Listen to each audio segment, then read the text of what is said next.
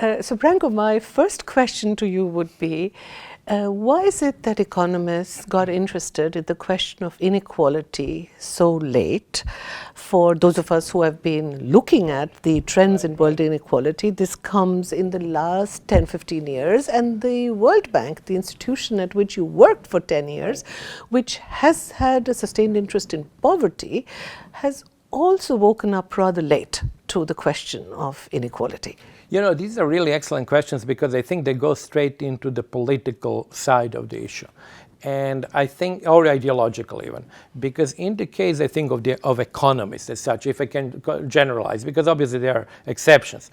But generally speaking, I think the problem was that when you have sort of a general equilibrium framework in the back of your mind all the time, then two things which matter for inequality, which is prices of the factors of production and endowments of the factor of production, are really outside of your study. And I'll explain that. Prices like wage and return to capital are basically determined within the market system. So whether you like them or don't like them, this is really a separate issue. We have nothing to deal with it.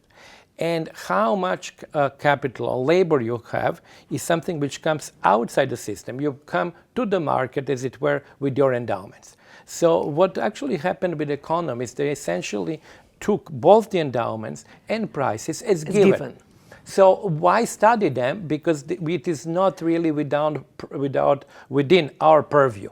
You know, it may be somebody else. So that essentially meant that the entire inequality or income distribution was really totally left aside. I have to tell you, like, for example, an interesting story. When I started writing in the 1990s, in the Journal of Economic Literature, you really could not have a sort of, there was no reference which would be inequality. So you had actually to combine. There was welfare, there was education, so basically you had to invent that. So much was it actually left aside. Now for the World Bank also ideologically really worked much more on poverty because it is a topic that is very sort of sexy in some sense. People like to be seen that they are helping the poor people, but inequality was not. As a friend of mine said once, is actually whenever you ask about inequality when I ask about inequality to my board members, they think that I'm actually after the money. So inequality leads us immediately into the world of the rich and the class differences, which are so much more difficult to study than the world of the poor, which the poverty studies do. But I want to ask you something which relates to one of your findings, which is really striking on inequalities, and that is you have shown how global inequalities have changed in time. You have shown why they matter. You show the nature and patterns of class-based inequalities, but one of your really striking findings is location matters. My birthplace will determine my life chances and income much more than any other factor. Could you say something about this? Yes, I think it's actually a striking finding, which now is getting even more popular than the time when I published it. I'm actually now working on a sort of different version of the same story. But essentially, when you put people all people in the world, which means obviously not all the people, but from the surveys, you know, you take all the countries with every country 100 percentiles. And then we just simply ask the following question, run the simplest possible regression and say how much of the total income of these groups can I explain by one variable, and that variable being the country of birth. You basically get an R-square of 0.6. It is quite extraordinary. That's really extraordinary. It's actually your lifetime income. 60% of that in a global level is determined by your place of birth. And I actually find first that the finding is extraordinary. Secondly, you can combine it, and what I did also, combine it with some estimates from intergenerational transmission with where were your parents. You know, so obviously this is kind of estimate. But when you add these two things, the parents count for 20%, your place of birth counts for 60%. So what remains is 20% for effort, luck, or whatever else is the residual. And actually, I think it's quite, striking. On the other hand, I just also wanted to mention that when I talk now about migration, I immediately introduce it by pointing out to this, because people need to realize that migration is really the result of that. So that was going to be my next question, because if that is the case, then the only rational strategy would be to move where the wages are higher, which is to move from a low-income country to a high-income country.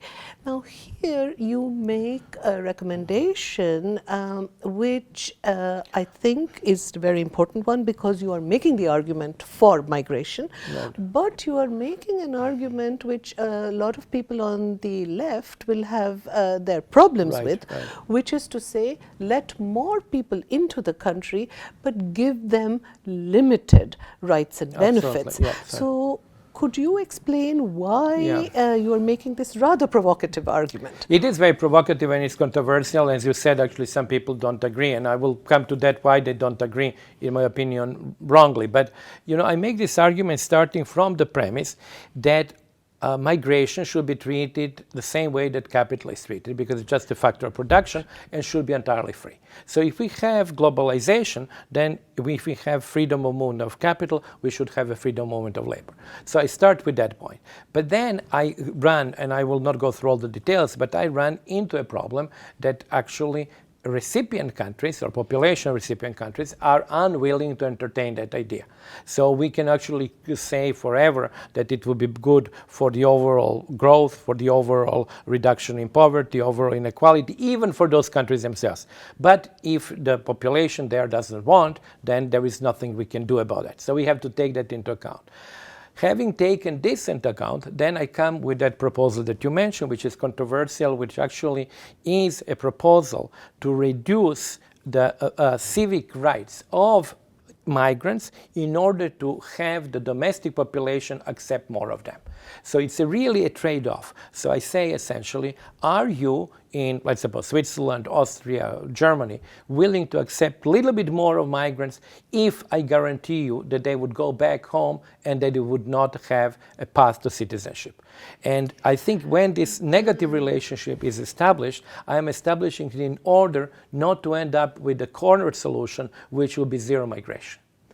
So it's actually a defense of migration in a very sort of maybe counterintuitive way. So differential citizenship rights as the price to pay for entry at all. Absolutely. I understand the rationale. So that's the rationale. And once you accept that actually there is a negative relationship between the two, then you can say, well, I would actually like you to accept a little bit more people, but then I would give them a little bit less rights. So I think this is the key point. In other words, what I want really to stress is I come to this point from the premise of freedom of movement of labor, but taking into account the actual political reality. I understand. The second argument that you make, which Piketty has made, is how to get a more equal redistribution would be through taxes. So higher inheritance tax, higher corporate taxes. Do you see any political purchase at the moment in the climate that we have for these suggestions? No, but I'm not totally pessimistic on that, because the point that I make, and that would actually come, I think, very strongly in my new book, Capitalism Alone, is that we need now a sort of a different vision of capitalism. We have had a different vision of capitalism where there is lots of redistribution at the level of current income. That doesn't work anymore. Simply people don't want to pay taxes as much as they did, Go ahead, So there is a growing tendency for everybody to be wary of paying taxes. Yes, so absolutely, and I totally understand that. So I think that the vision needs to be changed. The vision has to be the vision of a more egalitarian capitalism that comes from relative equality in endowments, which means the actual sort of emphasis should be on deconcentration, well, not equalization because it's hard to imagine, but deconcentration of capital ownership, which means make middle class, to make it simpler, make middle class be more involved in ownership of capital assets, not only housing, but financial assets, by giving them different preferences and taking away the preferences from the large investors. So this is a little bit in the same direction as Hernando de Soto's idea of yes. assets ownership, which should be more equalized. Absolutely. But he was arguing for the poor. But so it goes in this direction. But this would mean you're arguing more for an East Asian kind of model of capitalism. I'll tell you one thing which actually is, I think, also striking. If you have, let's suppose, theoretically, we are talking about the vision. If you have more or less equal endowments of financial capital, housing, and human capital, which is education. Not equal, obviously, but much more equal than now. Then you really don't need a huge distributive state. And that's, the point which is crucial. In actually at that sort of terminus you have of development, you will have basically capitalism, libertarianism, and communism basically together. Because in other words, you have equality, you have a market economy, you have a capitalist economy, but you don't have huge distribution of current income. And I think this should be really a different way of us thinking about what will be the capitalism of the future compared to what it is today. One last question on this, and that is one of your arguments has been that one reason for the greater equalization, if you like, of or leveling off of inequalities between countries, so global inequality, is the economic rise of China and India. Absolutely, yeah. So could you say something about where you see the future scenario, particularly because one of the questions which always comes up is what are the ecological costs of this kind of economic growth? Is it sustainable? Right. No, this is the second point. It's really very difficult. I'll just skip it for a moment. I'll come to that. What I see, of course, the rise of China and India, which is, of course, paradigmic rises, but there is also, we should not forget, Vietnam, Thailand, Indonesia, and basically the entire Asia, if you will. It is essentially a rebalancing, what I call the rebalancing of the world. It actually brings the Euro-Asian continent, to which we can actually add North America as well, but all of that was essentially northern, if you will, hemisphere to some extent, to the distribution of income which existed between the different parts, which existed before the Industrial Revolution. So in other words, China and India are now going to have relative income levels, which is very similar to Western Europe, the same thing that they had in 1500. So, one has to see it in a global sense, and one has to see it as essentially a mirror image, but exactly mirror image of the first Industrial Revolution, which of course was the rise of the West. Now we have the rise of Asia, and in that sense it is actually equalizing incomes, as you said, it's a big sort of engine of convergence. Now the big question that we really don't have an answer to, is this big engine of convergence going to run against the immobile object of environment and ability of the world essentially to sort of sustain its environment with so much increase of income. And I think this is really a big issue. We don't have an answer to that. I think that actually focusing on countries is wrong because, as we know, the main emitters are rich people, not countries. I was just going to come to that, right? So actually we are aiming at the wrong unit and comparing also the wrong units when we are thinking in terms of nation states. Because it's actually the rich across countries who are the main polluters. Absolutely. We are still unfortunately prisoners, and I think this is going also to change because our tools are prisoners of what is called methodological nationalism. Essentially, all our calculations are done at the level of nation state. All our knowledge is about different factors is at nation state. And then, for example, when I go back to his earlier question about how much income is determined by where you're born, this was not a question that you could have even asked at the level of nation state. Because at the level of nation state, you just compare incomes of different people within that country, you absolutely disregard everybody else.